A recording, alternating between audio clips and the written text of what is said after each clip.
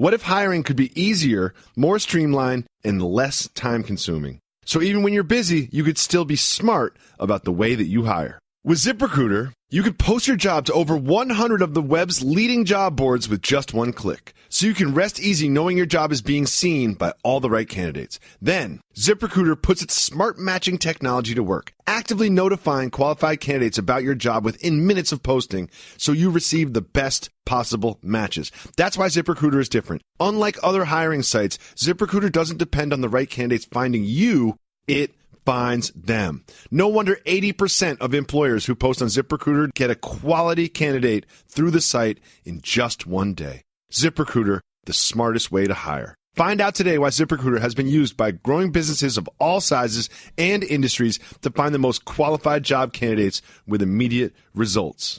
And now, my listeners can post jobs on ZipRecruiter for free. That's right, free. Just go to ZipRecruiter.com/J&J. J-A-N-D-J. That's ZipRecruiter.com/J-A-N-D-J. One more time to try it for free. Go to ZipRecruiter.com/J&J. And now, Jalen and Jacoby on ESPN Radio. When I pop the trunk, head to death. Y'all pop the trunk, I pop the hood. Now act stupid, I'll pop the trunk. Give me your boom. He is Jalen Rose. What up, though? I'm David Jacoby. And on the cool check-in. What do we do? We give the people what they want. Now, just because we are on ESPN2 at 2 p.m. and you need to record that and get that season series does not mean that we will ever neglect those that have been down with us on the podcast for 6 years. Jalen, I know we've sold out, but we will never, ever sell out so far that we will not keep giving the people what they want in the podcast space. What we plan to do is every day while we have this television show, we will record exclusive content just for our podcast listeners. Because we know y'all love us. The people that see us on TV, they're just switching channels. They watch for 4 minutes. But the people that listen to the podcast really care about us. Jalen, tell these people listening to this podcast, the people that actually care about us, that made us part of their daily routine, how we're going to continue to give them what they want. We give the people what they want. We give the people what they need. Anytime you get a chance to not only hear a terrific podcast, but it has Redman in the intro, come on now, drop the mic. Perfect. So don't forget, subscribe to the Jalen Jacoby podcast. Set your DVR series manager to record Jalen and Jacoby for the next 4 weeks on ESPN2 at 2 p.m., not 2 a.m. Also, don't forget, leave us reviews on iTunes. Rate us 5-star on iTunes as well, and anywhere you listen to podcasts. Let's give the people what they want. The people want to know, Jalen Rose, is Ezekiel Elliott a habitual line stepper? There are reports, not too many details at this time, but there are some reports that he was involved in, you'll never believe it, a late-night altercation at a bar in Dallas. When you hear this news, what's the first thing that comes to mind? First thing that comes to mind is rest in peace to the late, great Charlie Murphy. Because Ezekiel Elliott, as you accurately portrayed, has now officially become an habitual line stepper. Whether convicted or not, being involved in certain situations consistently have created a pattern. He was exonerated from a domestic violence situation as he was exiting college near the draft. During the preseason in Seattle as a rookie on game day, was spotted in a medicinal shop. Just window shopping. Just wanted to see what the experience was like. You're just checking it out. Well, Nothing wrong with that. You go, and then you tell your homies what to go back and get. Allegedly. That's really how that plays out. Allegedly, that's how it plays out. He was on the float. He flashed a young lady. I don't know if he ended up spending time with that young lady, but she did grab her shirt afterwards, like, not going to be able to do it. But Didn't either look way, good. that's immature behavior by an adult. If somebody wants to be flashed, guess what? They should be able to do it on their own, not have an NFL running back do it for them. And lastly, again, at the nightclub, allegedly incident with the DJ. Now all of a sudden, Ezekiel Elliott's first game of the season versus the New York Giants may be in jeopardy. It is one of those things where we don't know if he is at fault. We've all been out champagning and campaigning in late night situations. There are times when you can be absolutely innocent and you still find yourself into an incident. However, with all of this history, with all of this going on, Des Bryant is looking at Ezekiel being like, they're about to have someone follow you. They're about to have someone follow you. They did the same thing to me. And now you're going to have that shadow in the background, that Jerry Jones hired shadow is going to be following you around everywhere you go. Can you just say it's just a different era now and that athletes and young men have been doing this type of thing for generations and decades? It's just different now that we find out about it? It's not just different, David Jacoby, because the majority of football players are not getting themselves into incidents. That's a great point. There are over 1,300 players in the league. Mm-hmm. You see a few of them on the bottom of the ticker being in the wrong place at the wrong time and making poor decisions. Ezekiel Elliott seems to be finding himself into the latter category. Yeah. And it's really unfortunate for a player that shows so much promise as a rookie. He and Dak Prescott set the league on fire as an amazing tandem. Hopefully he can find a way to keep his nose clean and focus on the most important thing that makes him get a check to play football. Yeah, Dak is just, come on, Zeke. Dak is sitting there like, come on, Zeke, we got something good. We have an iconic duo. And we're going to move on to a brand new duo that has the potential to become iconic. As we know, Paul George is now on the Oklahoma City Thunder, joining Russell Westbrook. You said something off wax that I'm going to make you say on wax. You think that this might not be a one-year rental. Why do you think Paul George might stay in Oklahoma City? I don't think this is a one-shot, one-kill thing. Why? When you look at it on paper, it's like Paul George was a member of the Indiana Pacers, and he said that he hoped to play for his hometown Los Angeles Lakers team. Mm-hmm. You see the Lakers draft Lonzo Ball, as I talked about them doing, trying to line it up possibly for LeBron James to go to the West Coast. Kentavious Caldwell-Pope, who's also a Clutch Sports representative, signs a one-year, $18 million deal, and everything looks great. And then the Pacers and OKC upset the apple cart by trading a player who thrived in a small market like Indiana to one like Oklahoma City to join the league MVP who averaged a triple-double in Russell Westbrook, who's also from California. So now you have two guys that both rep Cali, that have played in small markets, that now all of a sudden are terrific, not only in their own right, but now really competitive to see how can we play against the Golden State Warriors. He talked about KD giving an endorsement to come back to OKC. They're paying attention to what's going on with the Houston Rockets. And also the Thunder, and big props to them. You lose James Harden, you lose Kevin Durant, and now you add Paul George. He will not be leaving Russell Westbrook. They probably aren't the best duo in the league, but they arguably are going to be the most exciting one for a really long time. So you think after this year they'll have success together, the Thunder end up as maybe like a 4 seed or something like that, get into the second, third round of the playoffs, and then Paul George looks in the mirror and says, you know what? I like this. I like this team. I like this environment. I like my teammate. You find him signing an extension with the Thunder? I do. He's not going to get on his main source and look at the front door and do like KD did in OKC. You see how those fans embraced him from day one? You see how he was taking it in, almost like when Shaquille O'Neal decided to leave Los Angeles and go to Miami, even though that wasn't his choice, it was Dr. Jerry Buss's. It gave me that level of enthusiasm from a player that makes me feel like that he's going to thrive there and be able to do it for a really long time. Jalen Rose, another thing that you've been saying off wax and here on this show for a long time, picked up some steam last week when you spoke to Richard Sherman about it. You've been saying that NFL players need to strike to get their rights, to get guaranteed contracts, to have a new CBA. Richard Sherman agreed with you. And now we have Cardinals running back David Johnson also saying that there's a potential for a strike and that NFL players need guaranteed contracts. Did you low-key just start a movement for a strike in the NFL? I hope so. I've talked about this for the last couple of years, how when you watch the NBA and the NFL, they're at a stoplight. One's in a Lamborghini and the other's in a minivan. Oh, hey, and when the light changes... Hey, no minivan slander. No minivan slander. You like that one, didn't you? You like that. The minivan mafia stands together against Jalen Rose.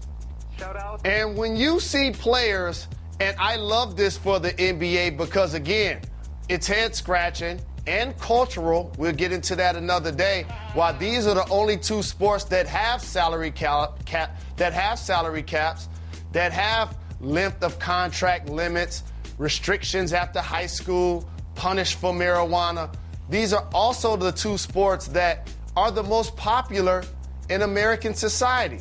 So when I see NBA players that have never been an all-star, that have never played in a playoff game, that can walk down the street and you don't know who they are, making more money than the lion's share of NFL players, it makes me look back at the history of both leagues and how the NBA, when they wanted change, we struck multiple times. And we still have a long way to go to ultimately, I guess, catch up to baseball, which no league, I think, will do. The NFL, in order for them to get that level of respect from the owners and from the league, the only way you're going to get it, how about this? If week one they look at each other and say, we're not playing today. Do you realize the kind of change you'll get? Colin Kaepernick took a knee, and all of a sudden he's out of the NFL. Imagine if the NFL players stuck together and decided that they should strike for the rights that I feel they deserve. Those contracts might as well be written on toilet paper, and it's become a mockery. I think that I agree with you. I think that the NFL players definitely deserve changes to the CBA that is up after the 2020 season. I think they should strike. However, when you talk about them not playing on week one, all I can think of is this. What about my fantasy team? What does that do for my fantasy team? How's that? We got to get the commissioner on the phone. How does that work? Shout out. Jalen, can you believe they put us on ESPN2 in the afternoon? You know what? Initially, when I saw the email, I thought it was 2 a.m. I thought it was a typo. Yeah, I thought it was a typo. It's like, oh, we're putting them on at 2 p.m.? I'm a little nervous. The executives are awake at 2 p.m. That's a concern. I am. Normally, we're able to come through like bruh man on Martin with our feet on the desk, unprofessional, unprepared. Let's keep it tight. One thing we do on this show for the uninitiated is we evaluate teams based on their expectations. Success is just a function of expectations. The Houston Rockets have upgraded their roster. They've added CP3. There's rumors of them adding other superstars. They've also added Luka Mbamute.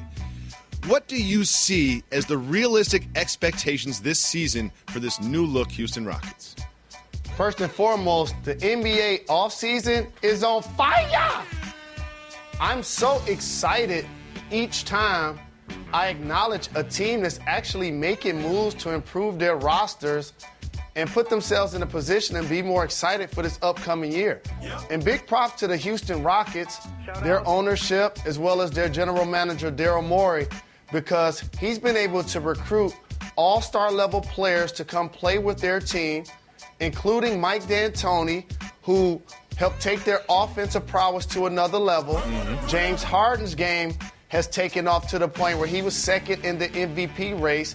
He had a historic season. And now, all of a sudden, this offseason, you get Chris Paul to lead the Los Angeles Clippers, where he's played a handful of years, and you team those guys up together to play for the Rockets. I truly appreciate what they've gotten accomplished, and because of that, they will be a team that makes a lot of noise, clearly, not only in the West, but in the entire league next year. So like we always said, happiness is a function of expectation. So I'm going to set the bar for them, where if they're below it, they're going to consider this season a bit of a failure. If they're above it, the season is a success. And here's where the bar is. Lose to the Warriors in 6 games. Regardless of whether that's in the conference finals or wherever that is, like, the bar is basically we need to go 6 against the Warriors. If we lose to the Spurs, if we lose to the Thunder, if we lose to any other team in the Western Conference, this season is not a success. Do you think that is a fair place to set the bar, to set their expectations? I agree with you, and I love the way you teed this up. We always talk about gauging success based on realistic expectations. And in the Eastern Conference, the only team that's going to show up and say, if we don't win the championship, this year's a bust, is the Cleveland Cavaliers. In the Western Conference, the only team that's going to say that are the Spurs because they've done it, and clearly the Warriors because they're the defending champions. Everyone else can have a level of success, making it to the NBA Finals, making it to the Conference Finals. And I love what you did there for the Rockets. It's not being swept by the Golden State Warriors. It's not losing to any other team. It's putting up a competitive fight against Golden State. And therefore, I agree with you. I like where you set their bar. So that is how the team is currently constructed. There have been rumors, and even Carmelo Anthony himself is reportedly assuming that he is going to be traded to the Houston Rockets. So let's go down the hypothetical highway. If this team adds Carmelo Anthony, loses like an Anderson-Gordon combo, something like that, would you then change their expectations? Can they compete with the Warriors? I'll get on my DeBarge and say, ooh, and I like it. But it really doesn't change the bar much. And adding Carmelo Anthony, a guy that's going to be a 20-plus point scorer, with two creators. James Harden was putting up historic assist numbers, leading the league. A lot of people underestimate that. And we know Chris Paul has been an ultimate floor general, basically flirting with 18 and 9 and a couple of steals, which only a handful of players have done in the history of the game. So Melo's going to be like, catch, run, finish, layup, dunk. And he's not going to have to massage the basketball like Adrian Dantley every time before he actually puts himself in a position to get a high percentage shot. But it still doesn't change the fact who's going to play consistent minutes late at the 5. I like the emergence of Capella. I love Capella. I know they re-signed Nene, but when you play against the Golden State Warriors, they have Draymond Green playing that spot. And he's an all-NBA defender and an all-NBA performer. He's the guy that continues to not only tip the apple cart up front, but clearly KD, Finals MVP, Splash Brothers in the backcourt. We're not talking about their moves because they didn't make any changes. They only re-signed KD, Steph, Iguodala, Livingston. That's all they've Finals done. MVPs. That's what they do. The bar that you set is one that I agree with. But one name that doesn't get discussed enough in the Rockets dynamic that I'm going to be watching.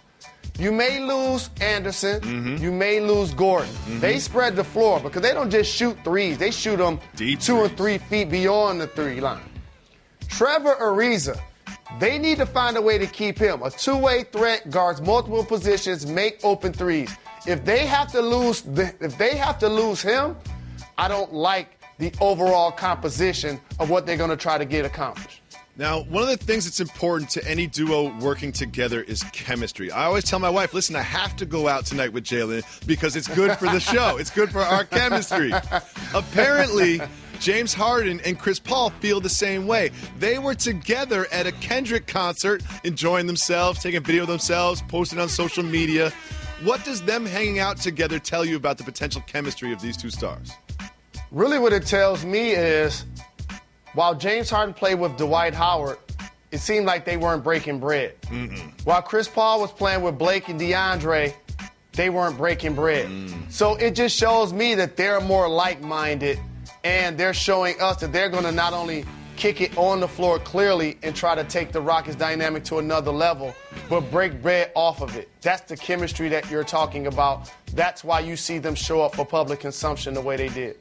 You mentioned earlier Dale Morey, one of my favorite GMs in the league. Great hang. Shout to him.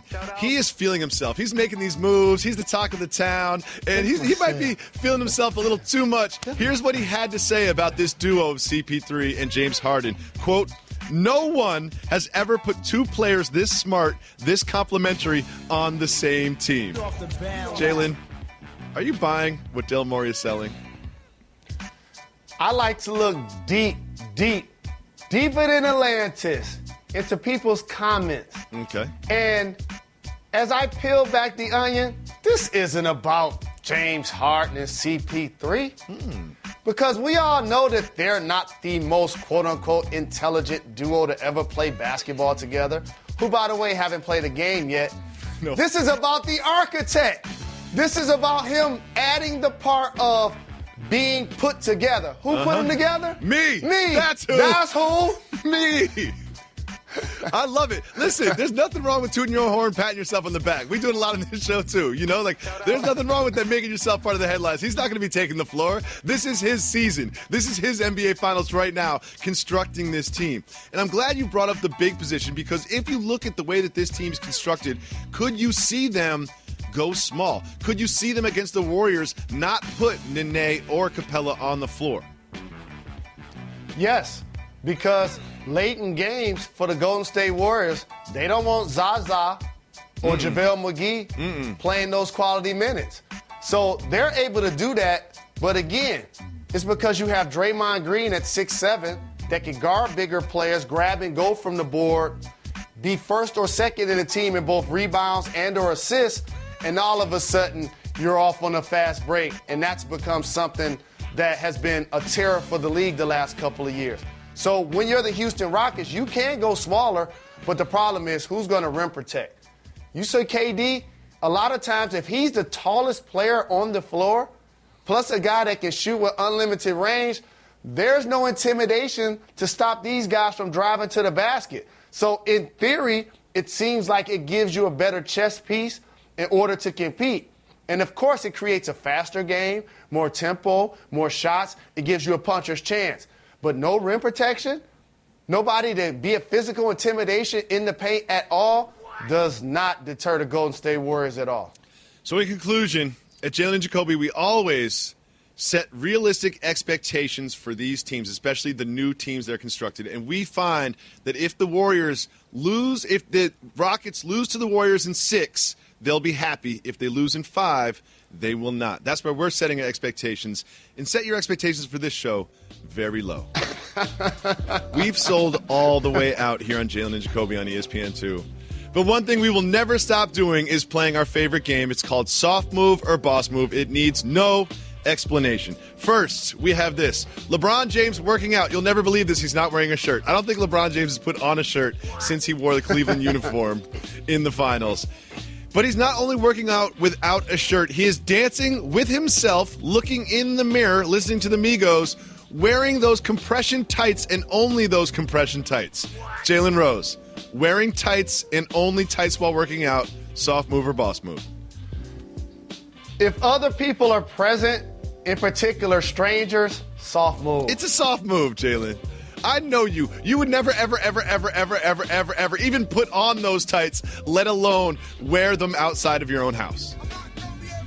And the reason why I say that, because, of course, he's a professional athlete, one of the most athletic players in the history of any sport, and he's in tremendous shape. However, put on a shirt, LeBron. Put on a shirt, LeBron. Also, and just wear the tights. Like, we don't need to see all of that. You're not going to wear. No one's ever been like, man, this workout would have been so much better if I didn't have these shorts on. These shorts are just so constricting, I can't get a proper workout. Like, you can't sell me that this is a performance thing. This is a fashion thing. LeBron, I get it. You're in great shape. We all know that. Just put a shirt on. Put some shorts on. You know what I mean? We don't need to see all that. We don't need to see all that at all. That's for Savannah. Kid, save that for Savannah. Just when you're posting things on social media, just put a shirt on, please. Is LeBron thirst trapping? A little bit. You know that Rihanna liked every post. Every shirtless post, Rihanna's the first one to like it. We all know that's happening. And next we have this. We all heard about Derek Jeter and Michael Jordan coming together with this group, this consortium that's going to buy the Marlins and change it. Well, there's some more details that I found very interesting. Derek Jeter apparently wants 100% control of all of the baseball decisions, even though he is even only putting in a much smaller percentage of the money. Wanting full control while not putting in full money. Is that a soft move or boss move from Derek Jeter? That's a boss move, no question about it. Just look at it like this. All of the investors, who are they? Michael Jordan and rich people. Okay. Any baseball expertise? Are we actually purchasing the team to build a roster to win baseball games? Well, obviously you forgot that Michael Jordan is a professional baseball player, just like Derek Jeter. What? How about you have Derek Jeter as the owner, a part of that group that is making 100% of those decisions, who the president or the GM should be. the roster moves. What better person to be in that role? If you're Derek Jeter, you ain't about to invest your money with all of these business dudes and they come telling you who should play third base. You're looking at them like they're crazy. Yeah. You know, every day we do this show, and every day there's one story on the rundown that I really, really care about. That story today is this next story, and I cannot wait to discuss it with you. In Raleigh, North Carolina, an American Airlines plane was cleared out, I believe, before it even took off. Now, the airline has denied this, but there was reported that after the incident was investigated, it was determined that a passenger passed gas, and the odor led to the passengers being led off the plane. Clearing out a plane with your flatulence. Soft move or boss move? That's a soft move. Oh, that's a boss move. What are you even talking about? That is a boss move. I knew you would go there. I would get the date tattooed on my face if I ever cleared out a plane with my own flatulence. That is a badge of honor. That is a story that you tell your grandkids. How is that a soft move? Correct. And that's why I enjoy doing this program with you, because I just threw you a lob like Gary Payton or Sean Kemp, and you caught it. For those that have followed this program for almost 6 years, you're probably looking over both of our shoulders like, man, those pictures are a little bit different of the immortals. What happens to the old ones? Well, David Jacoby one day in the studio let off one of those. Let's move on. Let's move on. Let's move on. Let's move on. Cleared out the studio. No, we had gotta to move change on. all We gotta the move on. pictures. No, we gotta move on. We gotta up there telling me on my ear that we have to move on. I'm sorry. Terrell Owens, not Hall of Famer Terrell Owens, is now pleading that Ice Cube allow him to play in the Big Three. Trying to get into the Big Three when you're an NFL player. Soft move or boss move? It's a boss move. I talked to T.O. about this at the ESPYs. Okay. I'm supposed to be a beacon between him and O'Shea Jackson in this conversation to see if he could be a participant. Now, because it's about... Jalen, I'm going to ask a simple question. You told him that you would reach out to O'Shea Jackson. Have you sent a single text to Ice Cube regarding Terrell Owens since you told Terrell Owens you would do so? Today's Monday. Ice Cube have games this weekend. I was going to do it today. That's a no. That's a no.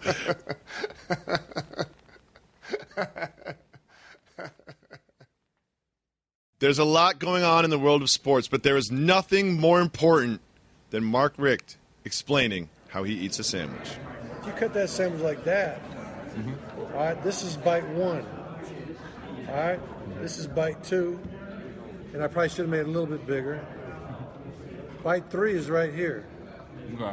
That's a good bite. It's like the fillet of the sandwich. It's arranged. The ingredients. All right. Then you turn it sideways, and you take bite four. So you got 1, 2, 3, and then probably 4, I would say, and then 5. Then if you repeat the process, that's a 10-bite sandwich. If this man approaches eating a sandwich with this level of detail and pre-production and strategy, there is no way that Miami loses a football game this year. Do you agree that the Miami Hurricanes will be undefeated based on Mark Richt's sandwich-eating philosophy?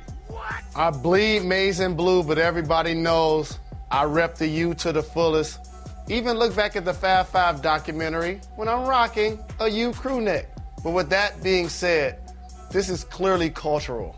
What? I am not interested in any way, shape, or form about how many times an individual is going to cut a sandwich before he eats it.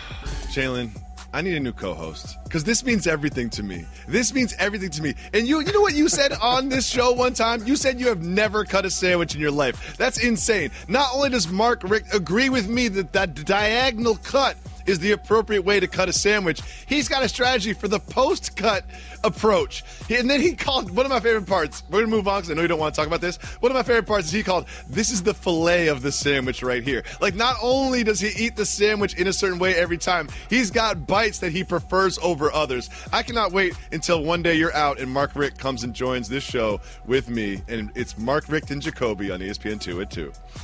Next. Oh, you going to put his name first? Your name should be first. No. I like being second, because it's the last one that we say. Jalen and Jacoby. I can punch it harder. Everybody is talking about Lonzo Ball and how well he's performing in Summer League. He had 16 and 10, little tightness in his calf, so he didn't play that much in the second half. Another good performance from him. But all anyone talks about are his sneakers. First, he started with the big Baller brand sneakers, swapped those out for some Nikes, swapped those out for some Adidas, swapped those out for some Under Armour. Now he swapped those out for some Jordans. The championship is tonight. I don't know whether he's got some Lottos or some Avias or Filas or what he's going to go with. But what do you feel about his approach of wearing all these different types of sneakers? I love ownership. And it continues to give leverage to the big Baller brand as long as he continues to be a free agent. As long as they take the time to get their product up to par, when he continues to barnstorm and play in multiple different gym shoes. You're asking the right person about this. As I see Huaraches being sold 20 years ago and today, I see a brand Jordan Fat 5 shoe being sold. Imagine if we got royalties for this. You guys don't get a penny from any of that? What? So because of that, I am supportive of the approach of the Ball family and how they're dealing with the shoe companies. Jalen Rose, Rajon Rondo has found a basketball home in New Orleans with the Pelicans. He signed a one-year deal to join the Pelicans. How do you think he will fit in with Boogie and AD and Drew Holiday? Relationships matter in this case. Rajon Rondo, championship-level player with the Boston Celtics, had clearly some turbulence in a couple of stops, in particular Dallas, found ways to rejuvenate himself as a member of the Chicago Bulls, in particular around the second half of the year and the playoffs, to the point, had he not gotten injured, I think they eliminate the Boston Celtics from the playoffs. Now for him to be a member of the Pelicans, he's familiar clearly with his former Kentucky alums. Anthony Davis played with Boogie Cousins in Sacramento. Drew Holiday got a big deal in the offseason. It continues to give them players that can make those around them better, plus have a level of being just a veteran. Because when you watch New Orleans over the last couple of years, they were pretty stout at the positions that I mentioned, but they struggled to find people that could play quality minutes that have been productive in the league. Absolutely. And I think that Rajon Rondo is an excellent basketball player, and I think he's the type of player the Pelicans need. They don't need someone else who's going to score the basketball. They need someone who's going to distribute the basketball, and Rajon Rondo does that. However, as you mentioned, Rajon Rondo didn't end well in Dallas with him and Rick Carlisle. And then in Boston, let's not forget, there was this divide in the locker room between Dwayne Wade and Jimmy Butler and the rest of the team. There's the social media post that Rajon put out there. And with just how combustible Boogie Cousins is as a personality, is there any concern that perhaps there's some sort of divide in the locker room that he could buddy up with Rajon Rondo and they could kind of create some sort of tension there? I don't think so, because that previous relationship does matter. And the things that he was upset with Dwayne Wade and Jimmy Butler about were things from the outside looking in, you kind of agreed with him. So with that being said, at some point it seemed like the organization, the coaching staff, and those players came around to his way of thinking, not the other way around. Well, we'll see how it plays out. I'm excited that Rajon Rondo is playing in the National Basketball Association. Yep. In February, Broncos wide receiver Corey Latimer attempted to get into an adult establishment in Ohio. Well, it was a long time ago, but TMZ has just released the video. In the video, you see Latimer slap a bouncer in the face and then get punched in the face himself, and then his uncle gets knocked out. In the history of the human species, has it ever been a good idea to physically assault a bouncer?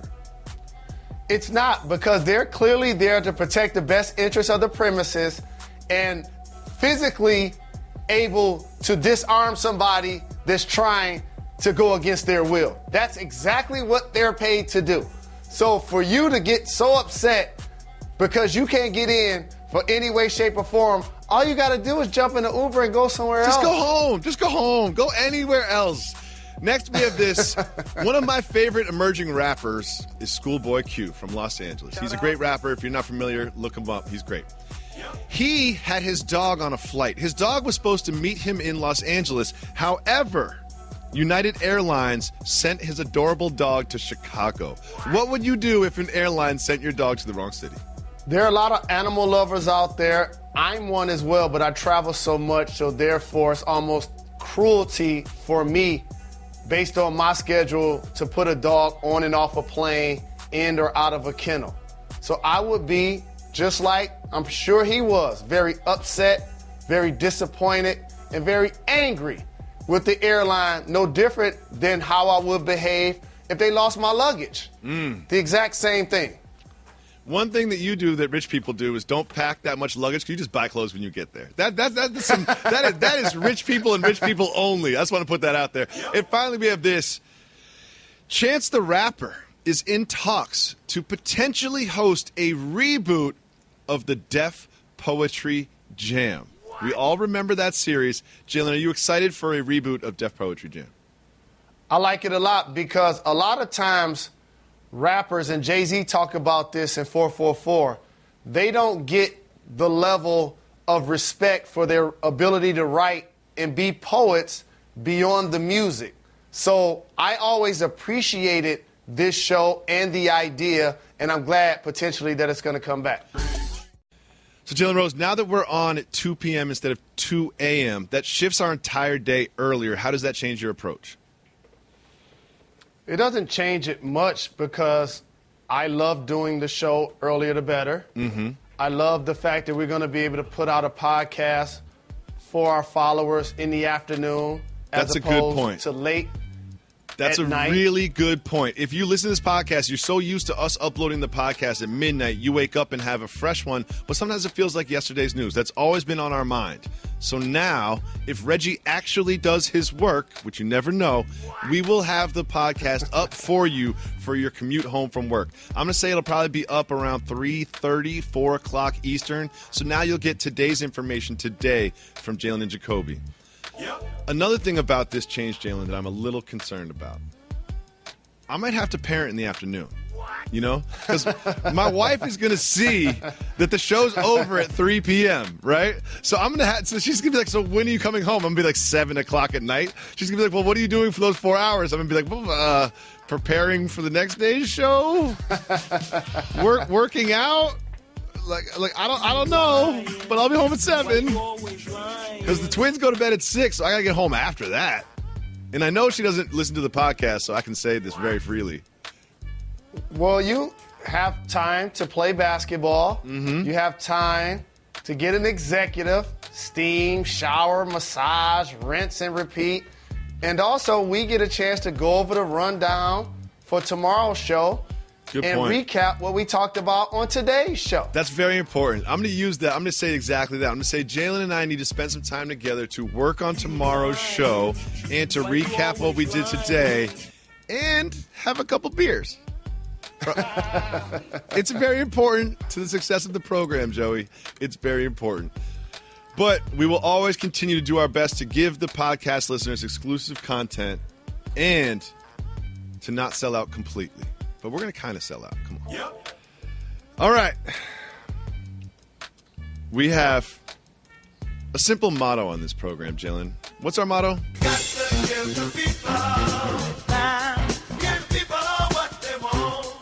More succinctly, we give the people what they want. Part of giving the people what they want is opening up the various ways you can communicate with the show and finding out what the people want. If you hit us up on Twitter, that is at Jalen and Jacoby. You can also leave us a voicemail by calling 985-80-JALEN. And more importantly, join our subreddit. Go to reddit.com/r/Jalen and Jacoby. There's a community of people there that we troll and we pull questions from. And our first question comes from our Twitter feed. The question is from David. He says, what else will the Celtics do this offseason to become a true contender? Interesting. It looks to me, as the Celtics are constructed, there's certainly a contender for the Eastern Conference Championship, but David thinks they need to do more. What would you do? The Boston Celtics have put themselves in one of the more unique positions of a productive team that we've seen in a really long time. Props to Danny Ainge, building his team through the draft, fleecing the Phoenix Suns for Isaiah Thomas, who's become an all-star level player, signing Al Horford while he was still playing at that level from the Atlanta Hawks outright. So all of a sudden you become something nobody felt you could this season. The number 1 seed over LeBron James and the Cavs in the Eastern Conference. It's easy to forget that. And you know what ended up happening? No question. And then so much so, You get the number 1 overall pick in the draft. And so now you look back at your hand and like, I have assets. So you trade back, you draft Tatum, who seemed to be a terrific offensive player, can get it off the dribble, play mid-range. He's going to be able to create some balance for a team that only had one player score over 1,000 points last season. But you lose Avery Bradley. Yep. That can't be overstated. I always felt like he was their second most important player because he improved offensively and he locked down defensively. So that will be a loss. So now you go into the offseason and you add Gordon Hayward, another all-star level player, a 20-point scorer. Your backcourt now all of a sudden has a jolt of offense that not many teams can combat. But you still have to find somebody that's going to play quality minutes up front alongside Al Horford. You lose Olynyk, and when you can't protect the paint and or the rim in today's game, yes, the three-point shot looks good, and you see teams shooting 35 to 45% of their shots from long range. But when you can't deter teams from driving to the basket, they're going to be able to match your buckets. So that's what I think they should be trying to do. Find a way to create that level of balance up front. They lost Amir Johnson. They lost Olynyk. Not two of the best players in the league, but still, they did not need to get more thin up front. They had a problem rebounding the basketball, not just in the regular season, but also in the playoffs. I love what they've done adding Gordon Hayward, but they definitely need a rebounder, shot blocker, rim protector type to make this a championship-level team. And one thing that people overlook on the Celtics, I had to Google this, Isaiah Thomas makes a very, very small amount of money, which allows them to have the roster they have. But his contract is also up after this year. The Celtics are going to have to do some financial reshuffling if they want to keep the current core. Our next question comes from Reddit. Again, reddit.com/r/Jalen Jacoby. The whole production staff, including myself, are all over this Reddit community, so please join us there. This is from the Dime Factory. They want to know, what can my Bulls do to at least try to play 500 basketball this season? Off-season move, plan to try to win, or should they just tank for picks? And I think that he gets down to a core issue in the NBA right now. Do you want to be in the middle? The Bulls right now have a pretty good team. They've got some pieces. They've got Zach LaVine. They've got Mirotic. They've got some people, Dwayne Wade, that can get them some wins, especially in the Eastern Conference. But do they want to get better, or do the Bulls want to get worse, is I think this question. You always want to get better, especially for a franchise that has a championship-level pedigree. They got a chance, their fans got a chance to see a team trot out Michael Jordan, Scottie Pippen, Phil on the sideline, Dennis Rodman. That's going to be a high-level expectation. Markkanen is going to surprise a lot of people as a rookie. I think he's really going to be a productive player. Absolutely. Zach LaVine, I'm a big-time fan of his since back in college. When you win the dunk contest, sometimes people think that that's your game. And people underestimate the fact that he was actually a 20-point scorer with Minnesota last year. But when you lose Jimmy Butler, your all-star level player, you now put yourselves in a position to look at the other teams and say, high-level competitive teams have all-star level players, at least one. Those that now become a team that can be middle of the pack have two. Elite-level teams have three or more. So that's what the Bulls have to try to do. See if one of these players on their roster that is under a rookie contract can now become an all-star level player. So remember, you can send questions into our Twitter feed. You can join us in the subreddit. And you can also call 985-80-JALEN and leave us voicemails, and we'll play them on the show just like this. Jalen and Jacoby, this is JD in Seattle. I think Conor McGregor has a good chance of winning this fight, and here's why. He could potentially do some things in the ring Floyd's never seen and isn't game planning for. Boxing is a chess match, right? So let me draw a parallel for you.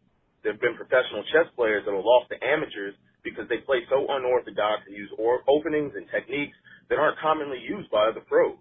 Conor's going to come out throwing punches from unconventional angles, and what happens if he messes around and throws a Superman punch or a spinning back fist? Floyd ain't never seen anything like that before. What are your guys' thoughts? Big shout to JD in Seattle. I love his philosophy, the chess thing, the professionals losing to amateurs and all that. But, Jalen, let's be honest. Conor's got no shot. You're going to throw a spinning back fist? That's what you're going to do? That's your plan?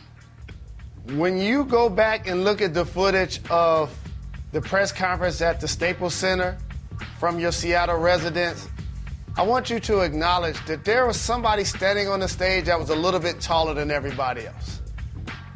And he happens to work on this program. Up close and personal, following this fight each moment.